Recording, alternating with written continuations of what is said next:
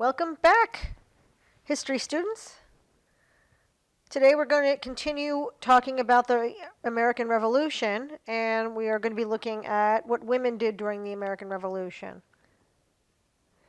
Last lecture, I went over the background of the Revolution. I talked about England's salutary neglect, where they didn't really enforce a lot of their economic laws before 1763. We talked about the end of the 7 Years' War, which we call the French and Indian War, and how England changed the rules and began to enforce laws and introduce taxes, which angered the colonists. And we talked about no taxation without representation, and how the colonists wanted representation in England's parliament before they paid taxes, in which in the last video I mentioned, England refused to let them do that.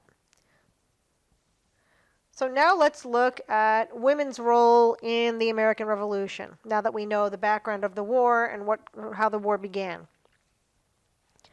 Before the American Revolution, women were expected to stay in what we call the private sphere. The private sphere is the home, taking care of the family, and many women, especially middle class and upper class women, were expected to remain in the private sphere in Europe and in the American colonies. The public sphere, which is where business is done, which is where politics is done, was really reserved for men. So we have two spheres. Think of two circles in society.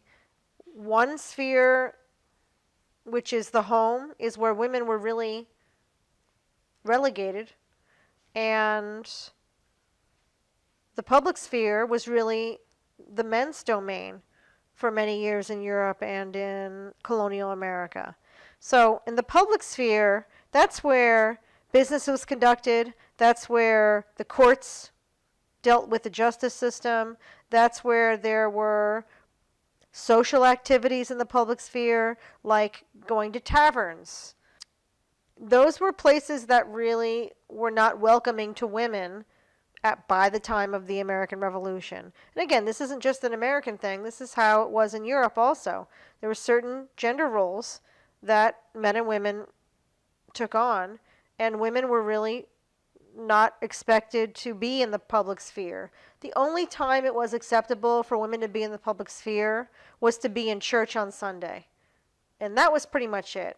Now, I mentioned that this was especially true of middle class and upper class women. What about women who come from lower economic status? A woman lives without economic stability, oftentimes would have to be in the public sphere. There are women who worked outside the home because they had to. They were single mothers. There were women whose families didn't have any money. And there were women also who helped their husbands. There were women who helped their husbands with his family business. There were women who helped their husbands with the farm. So there were women in the public sphere, but the higher up you were in economic social class, the more it was frowned upon for women to be in the public sphere. And more women were confined to the home, except to go to church on Sunday. But during the Revolution, we have something interesting happen in the American colonies. We have many colonial women entering the public sphere to support the war. The war was a unique time. Now, most of the colonial women of European descent were what we call patriots. A patriot were the American colonists who supported independence. They supported the war effort, and they were called patriots. American colonists who remained loyal to England and loyal to the English government were known as Tories or Loyalists. I have them down here on the outline. But most American colonists were actually patriots. So let's look at patriot women. Patriot women were American colonists who supported the fight for independence, and women did a lot to help the war effort. Were they soldiers on the front lines? For the most part, no. But they helped in many other ways behind the scenes. Many patriot women did everything they could to support the war effort. They helped to clothe the soldiers, feed the soldiers, nurse the soldiers on the American side of the war.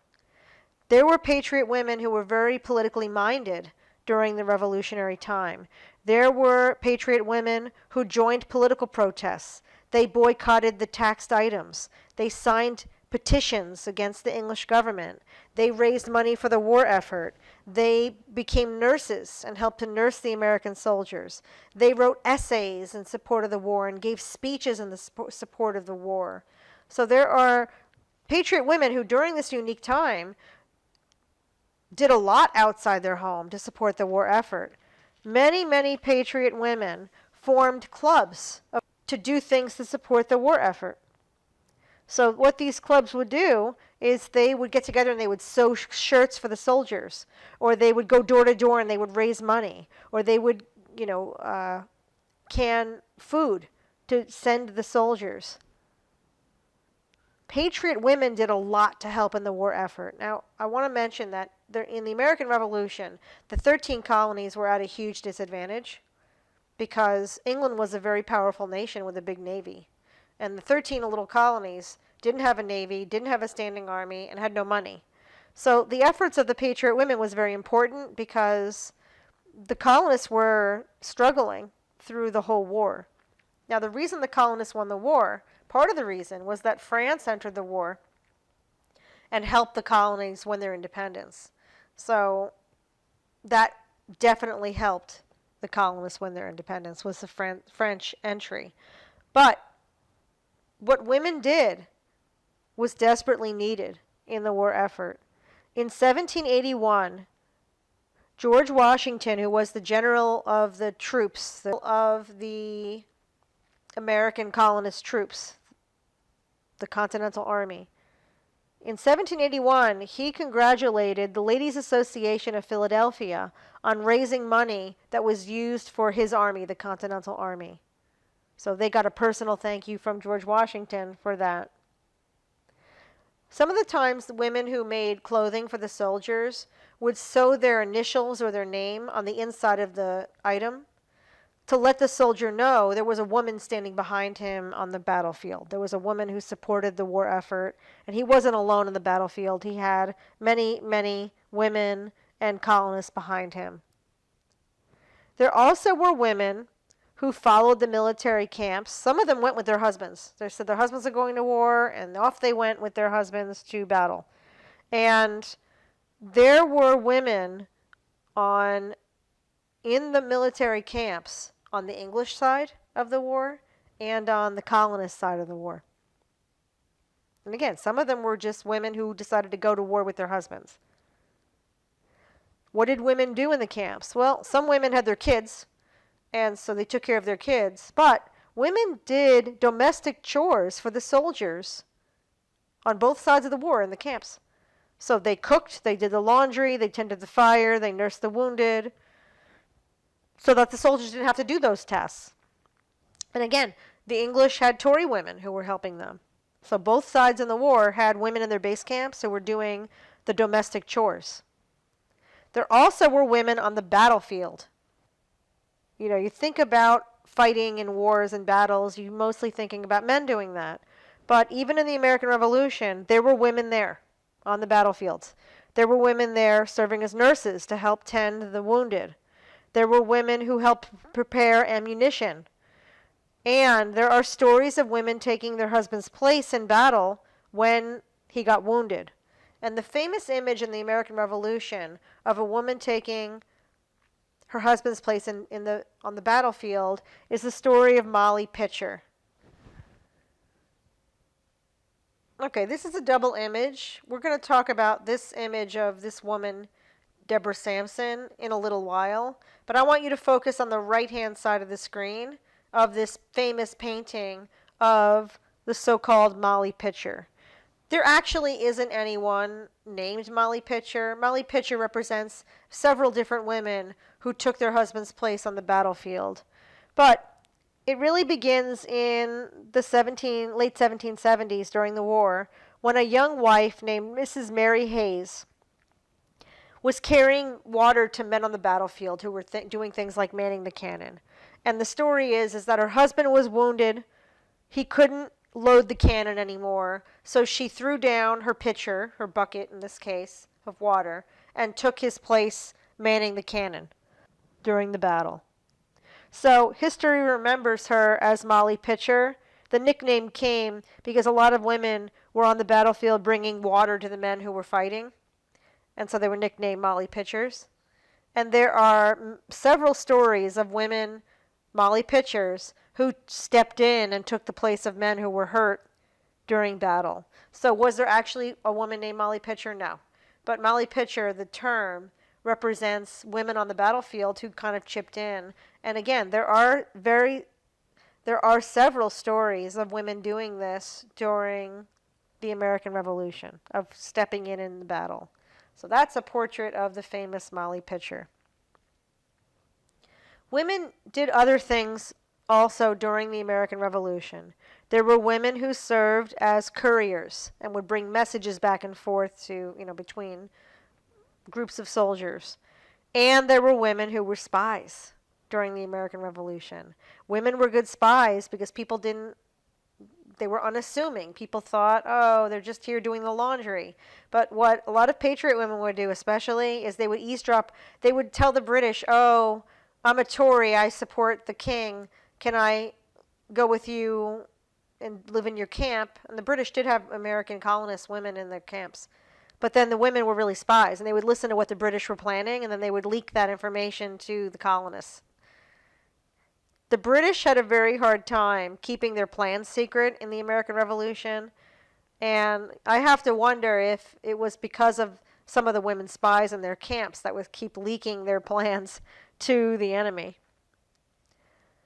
We also have a few stories of women who served as soldiers during the American Revolution.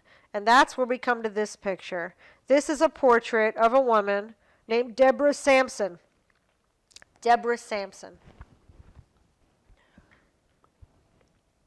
Deborah Sampson was a woman living in the colony of Massachusetts. She supported the war effort. She was a patriot woman. Deborah Sampson, in the late 1780s, the early 1780s, put on men's clothing, took the name Robert Shirtliff, and enlisted in the 4th Massachusetts Regiment of Soldiers.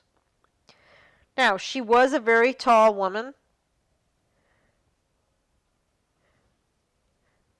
Her fellow comrades, her fellow soldiers, would make fun of her because they realized that this Robert Shirtliff never shaved, and they would tease her. And what they thought was that he had lied about his age and that he was really a young teenager. What they didn't realize was that Robert Shirtliff was actually a woman named Deborah Sampson. Now, a lot of people wonder, why did Deborah Sampson do that? Why did she want to become a soldier? Well, we don't know for sure her story. She didn't leave a lot of records. But we do know that she came from a very poor family. She might have been looking for a way to support the cause, and also a way to support herself through a wage, a soldier's wage. She might have been looking for adventure. We don't know 100% why she decided to fight in the war. So she served in this regiment of Massachusetts soldiers in New York. They think she might have even marched with them to Pennsylvania. And she did take part in battles. So technically at least Deborah Sampson was a woman soldier during the American Revolution. The story goes is that she was wounded in battle. She was shot in the leg. And she didn't want to take medical aid because she didn't want them to discover that she was a woman. So she tried to treat herself. And it got infected. And she had to seek medical treatment. and it was the physician that examined her, realized that she was a woman. So her gender was revealed, and she became famous. She, after the war, she continued to wear women's clothing. She married, she had 3 children, and she applied. Here's the interesting thing. Deborah Sampson applied for a veteran's pension, because technically she was a veteran of the American Revolution, and the government gave her a pension because she did fight in the war. And when she died, her husband applied as a spouse of a veteran to get a pension, and he got a pension too from her. So the government did recognize Deborah Sampson as a soldier in the American Revolution, even though she was a woman. So it's very interesting. Now that's not a typical case. There are rumors there might have been a few other women who did the same thing, who pretended to be a man, cut their hair, put on men's clothing, pretended they were really young so they didn't have to shave, and fought in the war. So we did have at least one woman who was a soldier in the American Revolution. So women did play a role in the war effort, even as soldiers. Women writers during the American Revolution. Many patriot women wrote letters and essays and plays in support of independence. So I'm going to mention one woman. I have her picture too, actually. This is a portrait of a patriot woman and a writer named Mercy Otis Warren. Mercy Otis Warren. Mercy Otis Warren was a fierce patriot. She supported independence, and she did a lot of writing, especially to encourage women to help in the war effort. And there was a famous play that she wrote during the war. And the play was called The Ladies of Castile. This play was about 2 women during the Spanish Civil War. So it's not a play about the American Revolution. She wrote about the Spanish Civil War. But the reality is that she's really writing about the American Revolution. And she said that later, that this play, The Ladies of Castile, is really about the American Revolution. So there were 2 characters in The Ladies of Castile, Louisa and Maria. So let's look at Louisa first. Louisa was a gentle woman, very delicate, very soft-spoken. She didn't have any strong political opinions. And the whole play, she's crying and upset that her husband's away fighting in the war, and she's so sad, she doesn't know what to do with herself. So that's the weaker character, is Louisa. Then we have Maria, the second character. Maria is very politically minded. Maria is very strong. She's married to a leader of the military, and she has no patience for Louisa. And she says to Louisa at one point in the play, I scorn to live upon ignorant terms. She has a political opinion. She risks her life to support the cause. She's going to do everything she can to support the cause. And the message of the play is that the Louisas of the world, the women who don't take a stand, who don't do anything to support what's happening, to support their husbands, who don't have a political opinion, those are the ones who don't survive revolutions or wars. The Marias of the world, who have political opinions, who take risks, who are willing to stand up for what they believe in, they're the survivors of the war. They're the stronger person. So the message in this play, The Ladies of Castile, was to tell American women, American colonial women, don't be a Louisa. Don't sit home and cry that there's a war going on and your husband's off fighting for independence. And every day, woe is me, I'm so sad, my husband's fighting. Be a Maria. Okay, your husband's fighting. What can you do to help the war effort? You can't pick up a weapon, but guess what? You can do 100 things. You could go door to door and raise money for the war effort. You could organize a group of women together to make shirts for the soldiers. You could can food for the soldiers. You could be a nurse or go to the battlefield and help the soldiers that get wounded during the war. There's a million things that colonists can do other than just fighting in the war. And that's the message that Warren is giving American patriot women. Get off your couch and go do something to help the war effort. And they did. They did. Most patriot women were active. They were passionate. They had a political opinion. And they did help in the war effort. They supported the war effort. And they were very active in doing that. In doing that, they were in the public sphere. They left their homes and they went out. They did what they could to help the war effort. Now, the smaller group of women in the colonies was the Loyalists, the Tories. If you look at all of the 13 colonies, majority of colonists living in the 13 colonies were patriots. They supported independence. A smaller group of people were Tories. They were loyal to the king. But there were women Tories, women loyalists. Tory women did a lot of things that the patriot women did. Some of them went to the British camps and they nursed the British soldiers and they supported the troops. But they're not as active or as effective as the patriot women because they're a smaller group. There are very few loyalists. So it would be very difficult for women loyalists to get together with other women loyalists and like raise money or do anything to help the war effort because they were all spread out and there weren't a lot of them. So what Tory women did was more isolating. They didn't really form clubs. They didn't really work together with other women. They mostly did what they could individually to help the war effort, but they're definitely not as active or as helpful as the patriot women were. Now you might wonder what happened to the loyalists when the war ended, because the war ends with England giving up and America becoming independent from England. What happened to all the people who were loyal to the king when that happened? They were no longer welcome in the American colonies, in this new country we call the United States. And the loyalists left and went back to England. So all the loyalist women went with their husbands or went by themselves back to England. They were viewed as traitors because they did not support independence and they were no longer welcome to stay. So that's what happened to the Tories when the war ended. Right, but not all women in the 13 colonies were white women of European descent. We also have African American women, many of whom were slaves, living in the 13 colonies during the American Revolution. So let's talk about how the war impacted the slaves, especially women slaves. Well, during the Revolution, we do see more runaways.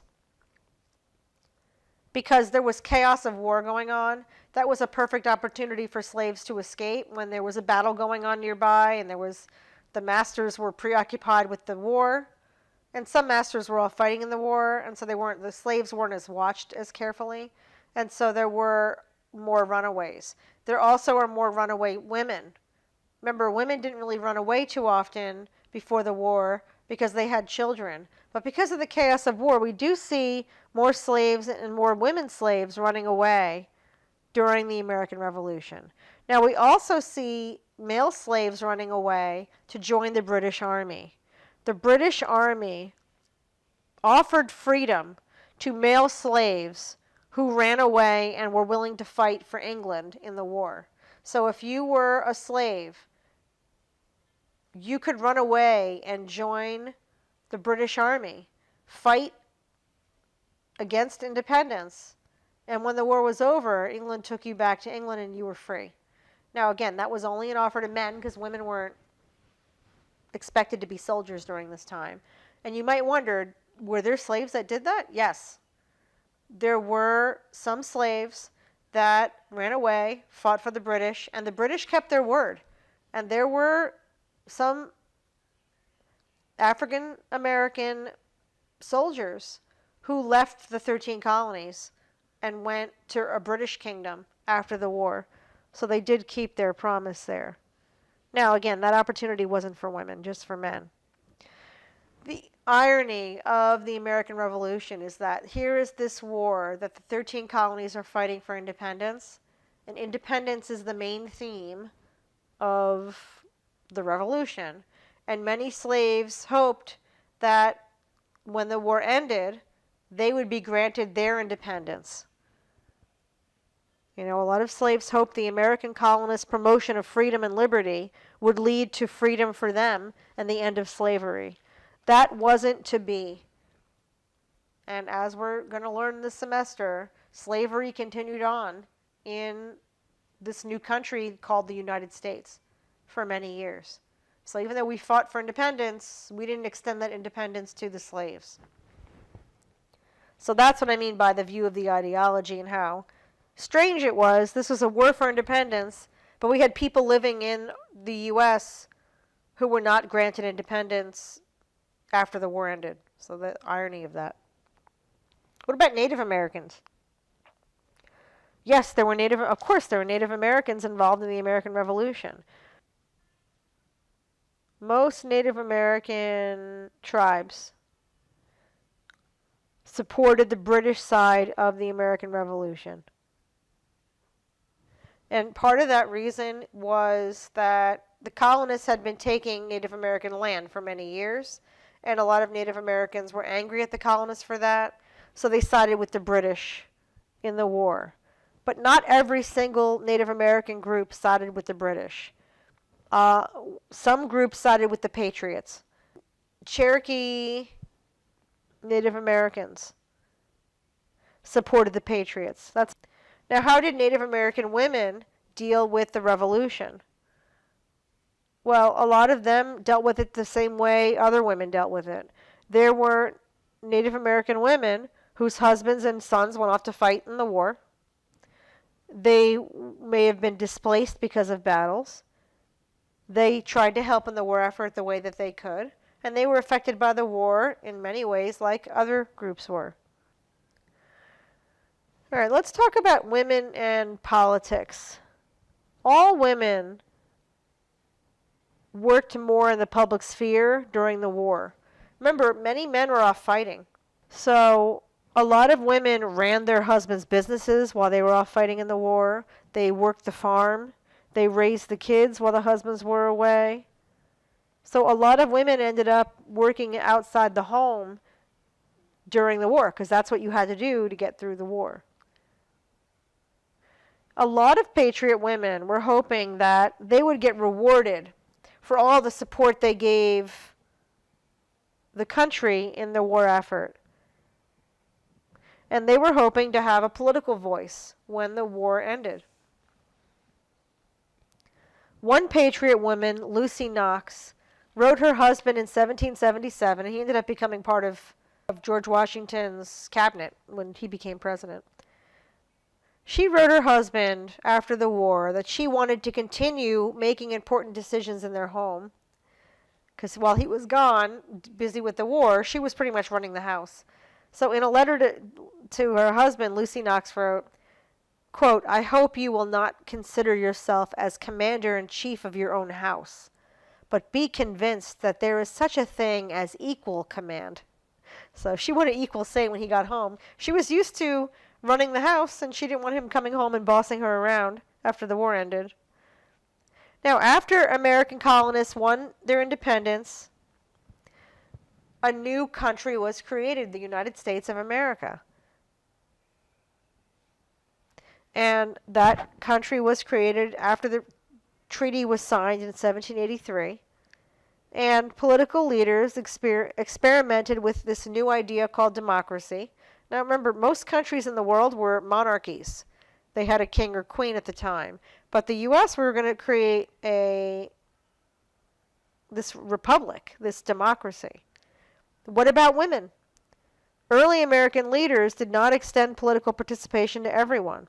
Only men who owned property could have a say in this new government. Under the new government, this U.S. government, women were not allowed to vote because it was assumed that men in their household would vote for them, the father or the husband. The only benefit that women gained from the American Revolution is something called the image of Republican motherhood. This was a new view of women that emerged during the Revolution. The idea of Republican motherhood was that women could have a role in society without having the right to vote and without having the right to be an elected official. But that women do play an important role as a Republican mother. And what that means is that women are really their children's first teachers. Because who do children spend their early years with? Mostly their mother, because the father's working usually. So the idea of a Republican mother was that women should educate their children on what it is to be an American citizen, the history of America, the philosophy of what our country stands for, how our democracy works, geography. In other words, women should teach their children to be good citizens and to be knowledgeable citizens and to be proud Americans. So if women are going to become a Republican mother and teach their children all of these ideas, equality, civic duty, how democracy works, the history of our country, they need education. And that led to this idea that there should be more schools to train women to become these Republican mothers. And we do see schools opening up in early America primarily to train women. And we really didn't see a focus on women's education before the American Revolution. So, for example, in Philadelphia, there was the Young Ladies Academy that opened in 1787. And that was a place where young women would learn not only reading and writing, but they would learn geography, history, philosophy, mathematics, learn all these ideas, and then relay them to their children. And at these schools that were opened up after the Revolution, women were not taught domestic chores, how to clean or how to cook. They were actually taught the same things that men were taught in higher education: history, philosophy, geography, politics, mathematics. So the idea of Republican motherhood gave women a sense of purpose, of mission, an idea that in society they had a mission to raise the next generation of patriotic Americans. Even though they didn't have any direct political power, they could mold and influence the next generation of Americans. Now, the reason that this was a limited reward revolution was because these were not free schools. This is before public education. So these schools for women that opened up in different areas of the U.S. were expensive. And only wealthy girls would be sent to these schools to learn things like philosophy and history. So the idea of Republican motherhood did increase the opportunity for education for women in the United States, but it was a very limited opportunity to those who could afford it. That's the only real benefit women got from the American Revolution, because under the new democracy, women were excluded from voting. And we're going to be looking at the women's fight to vote later on in this course. So that's where I'll leave the American Revolution, and I'll see you in the next video.